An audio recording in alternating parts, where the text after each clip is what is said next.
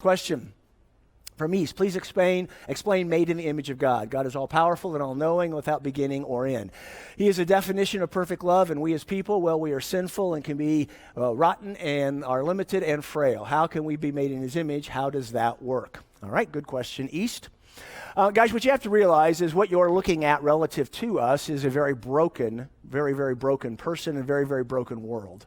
And so when it says that we're made in the image of God, what it means is that we are unique in creation. If you go back, you'll see this in the book of Genesis. We are unique in creation because by being made in the image of God, we have a soul.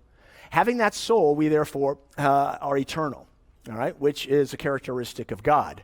Now, what you have to realize is that the things that you talked about being, all-knowing and understanding and loving and all of that gets restored. If you go back to the book of Revelation toward the end, that all gets restored at the end of time.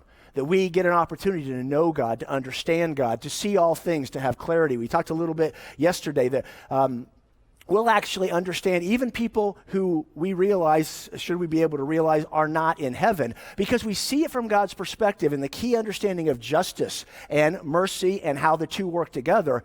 That won't even create sadness, because the Bible says we'll have no sorrow, no crying, nor tears in heaven. But the reality is we all see that from God's perspective. So we are made in the image of God and that we have a soul, all right?